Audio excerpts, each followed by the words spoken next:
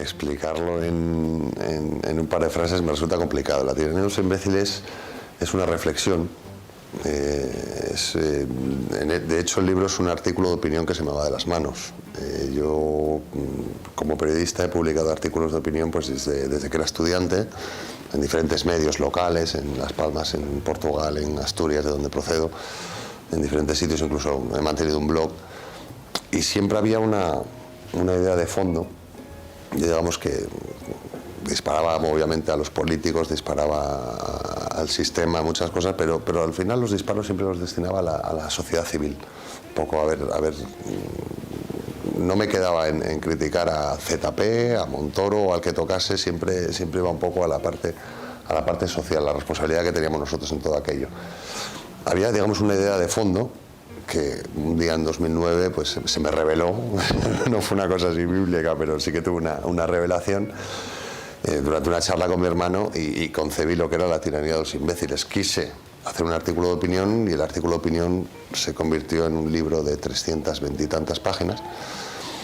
Y si tiene 320 y tantas páginas es porque no supe hacerlo en menos páginas o porque no supe explicarlo. Si hubiera sabido explicarlo en una charla de 5 minutos, pues habría hecho una charla de 5 minutos. No habría, digamos, yo siempre he querido ser escritor y de hecho llevo peleándome con una novela prácticamente 15 años, pero nunca concebí La tiranía de los imbéciles como un libro. Lo que pasa es que, bueno, una necesidad de explicarlo y sí que se convirtió. Sí, yo creo que es una constante de las que se dan en las democracias occidentales. Es un producto tal vez de la socialdemocracia. La tiranía de los imbéciles es el resultado de esta... no sé si es causa o consecuencia de la sociedad infantilizada en la que estamos. La sociedad de la tiranía de los imbéciles, para entenderla, tenemos que entender que a día de hoy en las democracias occidentales se nos considera imbéciles, a ti y a mí.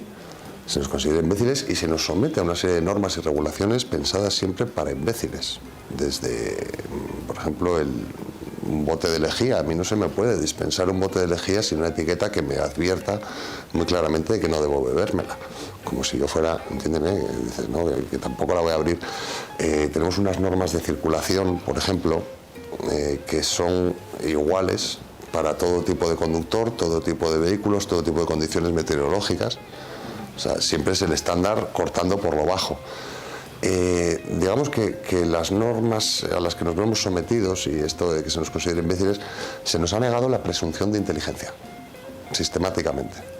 O sea, a la hora de redactar las normas que deben gestionar nuestra convivencia o que deben, sí, organizar lo que es la vida en sociedad, estas normas siempre se redactan partiendo de la premisa de que carezco de inteligencia. O sea, así como si a mí me localizas junto a un cadáver con cara de muy mala leche, con un cuchillo ensangrentado y que coincide además con las heridas de la víctima, la sociedad sí me confiere una presunción de inteligencia, de inocencia, mientras un jurado no demuestre lo contrario, yo seré inocente. En cambio, a la hora de ir a dispensarme un bote de lejía o a la hora de que yo me sienta al volante, no se me concede una presunción de inteligencia. Se asume que soy el mayor de los imbéciles y como tal se actúa. Y esto, pues obviamente es una situación a la que llegamos pues por la proliferación de lo que es el imbécil o la imbecilidad. Que el imbécil es, en definitiva, el ciudadano, nuestro conciudadano que elude su responsabilidad. El ciudadano, digamos, el imbécil es una víctima, es una persona a la que la vida le ocurre sin que él pueda, y mucho peor, deba hacer nada al respecto. El imbécil es este conciudadano que todos tenemos que protesta ante todas las cosas y todos los días se come el mismo atasco. Todos los días, camino del trabajo, se come un atasco y despotrica y... ¿quién organizará esto?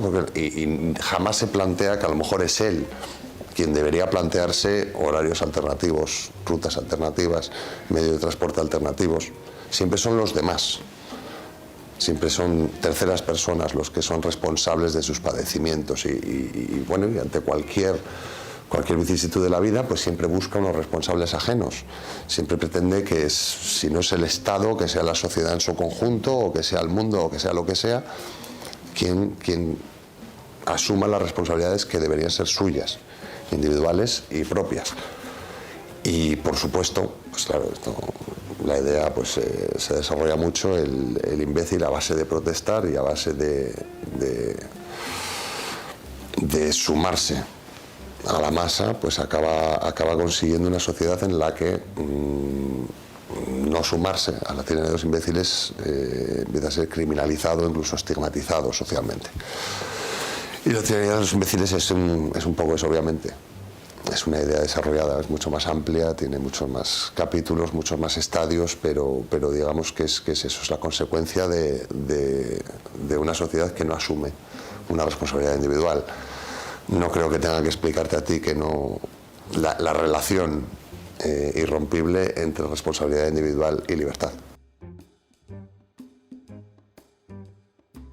Vamos a ver, un individuo o un conjunto de individuos que, aunque sea inconscientemente, rechazan la libertad, pues rechazan la libertad en todas sus manifestaciones. Un conjunto de individuos que no quiere responsabilizarse de su propia existencia, de su propio día a día, de sus propias necesidades, prácticamente pues no va a responsabilizarse tampoco de su prosperidad, de su bienestar, de su riqueza. Rechazar la libertad obviamente conlleva un rechazo al libre mercado, y esto va tan junto que es prácticamente irrompible.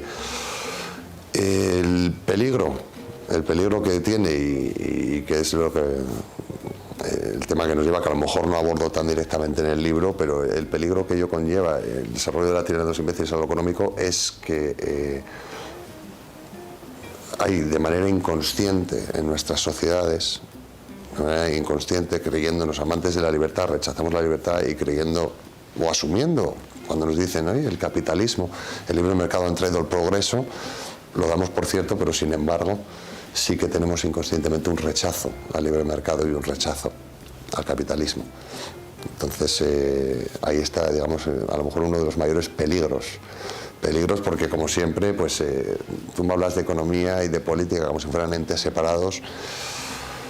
Es muy difícil separar economía de política. No es que la política sea solo economía, no es que la economía sea política, pero hablar de lo uno sin hablar de lo otro, especialmente a día de hoy, es prácticamente imposible.